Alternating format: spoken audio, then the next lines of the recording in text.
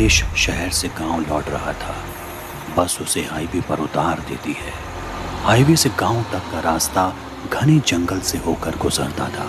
आज अमावस की रात थी। वो जल्द से जल्द गांव पहुंचना चाहता था। उसके कदमों की आवाज़ें सन्नाटे में साफ सुनाई दे रही थी। थोड़ी दूर चलने के बाद उसे गांव के बाहर बने एक कुएं से बच्चे की रोने की आवाज़ आती है। बच्चे की आवाज़ सुनकर वो कुएं की तरफ बढ़ जाता है। बच्चा लगातार रोता जा रहा था। राकेश कुएं के पास पहुंचता है। अब उसके कानों में एक महिला की आवाज़ आती है जो बच्चे को दुलार रही है। राकेश हैरान था, कुएं में ये दोनों कैसे?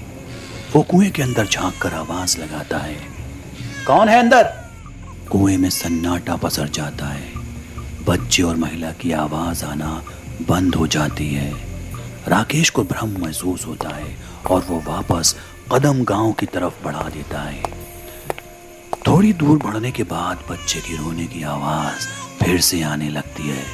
राकेश पीछे मुड़कर देखता है तो उसे कुएं पर एक सिर कटी महिला खड़ी दिखती है। उसके हाथ में एक बच्चा होता है जो अभी भी रो रहा था। सिर कटी महिला जोर जोर से चीखती है, मुझे कुएं से बाहर निकालो, मैं सालों से यहाँ पड़ी हूँ। ये देखकर राकेश के पैर कांपने लगते हैं। उसका हलक सूख जाता है और वो तेजी से गांव की तरफ भागता है। राकेश गांव पहुंचकर लोगों को आपबीती बताता है। सिरकटी महिला की डरावनी हंसी की आवाज़ गांव तक पहुंच रही थी। लोग उसकी आवाज़ सुनकर सहम जाते हैं और अपने अपने घरों में दुबक जाते हैं। राकेश घर पहुंचता है। उसकी सांसें तेज तेज चल रही थी। उसका भाई नीतीश पूछता है, आखिर हाफ क्यों रहे हो और इतने डरे हुए क्यों हो? राकेश कुएं की औरत का जिक्र करता है और बताता है कि उसे लगता है कि वो एक चुड़ैल है। राकेश की बात सुनकर नीतीश जोर से हंसता है और कहता है कि ये सब तुम्हारे मन का भ्रम है, भूत चुड़ैल कुछ नहीं होते। राकेश बताता है कि उसने अपनी आंखों से उस डरावनी महिला को कुएं में देखा है। इस पर नीतीश कहता है कि बस रहने दो, मैं नहीं मानता किसी चुड़ैल वगैरह को, ये लोगों का बस वहम है। चलो मैं देखता हूँ कौन सी चुड़ैल रहती है कुएं में। अब मैं इस मसले को हल करके ही रहूँगा। आज मैं खुद पहरेदार कादरी के साथ उस कुएं के पास जाऊँगा और पहरा दूंगा। राकेश के लाख रोकने पर नीतीश ये कहते हुए घर से लाठी लेकर निकल गया और पहरेदार कादरी के पास जा पहुँचा। कादरी नीतीश की बात पर बिल्कुल राजी न था, लेकिन नीतीश ने अपनी लाठी दिखाई और उसका हौसला बढ़ाया। कादरी कुएं के पास चलने के लिए राजी हो गया। उन दोनों ने साथ मिलकर उस कुएं के पास एक मचान बनाया जहां छिपकर उस चुड़ैल की घात लगाकर बैठ गए। रात धीरे धीरे काली होती जा रही थी, लेकिन अब तक कुएं के पास कोई दस्तक नहीं हुई थी। पहरेदार कादरी का डर हर बीतते मिनट के साथ उसे अंदर ही अंदर नोच रहा था, लेकिन नीतीश के हौसले मजबूत थे। रात करीब 2 बजे उन दोनों को कुएं के अंदर से किसी बच्चे के रोने की आवाज़ सुनाई दी। तभी एक महिला की आवाज़ दोनों के कानों में पड़ती है। वो बच्चे को दुलार रही थी, लेकिन अचानक ही उस औरत की आवाज़ चीख में बदल जाती है, मानो उस पर किसी ने हमला किया हो। तभी अचानक नीतीश और कादरी की नज़रों ने एक अजीबोगरीब और बेहद ही खौफनाक मंजर देखा।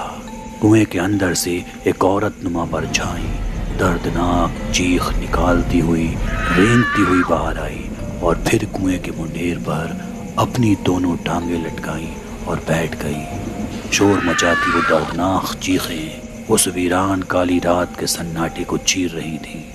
इस आवाज़ ने गांव के आसपास के सारे माहौल को दहशत से भर दिया था। नीतीश और पहरेदार कादरी दोनों इस मंजर को देख कांपने लगे। फिर अचानक वो औरत दोबारा कुएं में कूद गई और फिर वापस कुएं की उसी मुंडेर पर आकर बैठ गई, लेकिन इस बार उसके हाथ में एक नवजात बच्चा भी था। अब उस बच्चे के रोने की खौफनाक आवाज़ ने भी गांव के इर्द गिर्द के माहौल को अपनी चपेट में ले लिया था। मंजर देख पूरी तरह डरे हुए पहरेदार कादरी ने नीतीश से दबी जबान में कहा, यही है वो चुड़ैल, यही है वो डायन। पहरेदार कादरी ने यह बात इतनी धीमे कही थी कि नीतीश को कुछ भी साफ शायद सुनाई दिया हो, लेकिन ना जाने कैसे इतनी दूर बैठी उस चुड़ैल ने कादरी की आवाज़ सुन ली। फिर अचानक उस चुड़ैल ने अपना बच्चा कुएं में फेंका और अपना कटा हुआ सिर लिए रेंगती हुई तेजी से उनकी तरफ बढ़ने लगी। ये मंजर देख दोनों बुरी तरह घबरा गए। चुड़ैल उनके बिल्कुल करीब पहुंच चुकी थी। अब इन दोनों ने गांव की तरफ दौड़ना शुरू किया। वो जितनी रफ्तार से भागते, पीछे वो चुड़ैल उतनी ही तेजी से उनका पीछा करती। पसीने से सराबोर और फूली हुई सांसों के साथ दोनों आखिरकार घर में पहुंच गए। नीतीश ने फौरन घर के दरवाजे पर कुंडी लगाई। दरवाजे के बाहर अब भी वो औरत चीख रही थी। उस खौफनाक और दहशतनाक चीखों ने पूरे गांव के वीरानेपन को अपनी चपेट में ले रखा था। धीरे धीरे उस चुड़ैल की आवाज़ खामोश हो गई। आखिरकार रात गुजर गई और सुबह हुई। नीतीश ने सूरज उगते ही पास के मंदिर के पंडित को बीती रात का सारा वाकया सुनाया। दहशत की बात थी कि जो चुड़ैल अब तक महज गांव के बाहर उस कुएं को अपना ठिकाना बनाए हुए थी, वो नीतीश की गलती की वजह से गांव के अंदर कदम रख चुकी थी। अब सोचना ये था कि उससे जान कैसे छुड़ाई जाए। मंदिर के पंडित ने इस मसले के हल के लिए सबसे पहले मामले की हकीकत का पता लगाने का तय किया, जिसे गांव का कोई बड़ा बूढ़ा ही बता सकता है कि आखिर माजरा क्या है। तभी गांव के लोगों को जुबैर की याद आई। जुबैर इस गांव में 5 दशक से ज़्यादा का वक्त गुजार चुका था। उसे इस मामले की पूरी हकीकत का अंदाज़ा था। रोशनी फैलते ही सभी गांव वाले जुबैर के पास पहुंचते हैं। नीतीश और पंडित जुबैर को सारे मामले से रूबरू कराते हैं और उससे इस बारे में जानने की कोशिश करते हैं। पहले तो जुबैर कुछ देर चुप रहा और फिर निराशा भरे भाव दिखाते हुए बोला, लगता है गांव में फिर किसी औरत पर जुल्म हुआ है। ये कहते हुए जुबैर ने कहानी बयां की।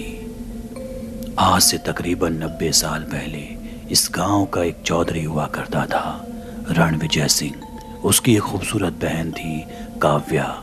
काव्या की खूबसूरती, सूरत और सीरत सब में अव्वल थी, लेकिन काव्या को गांव के एक लड़के से मोहब्बत हो गई थी, जिसका नाम था विवेक।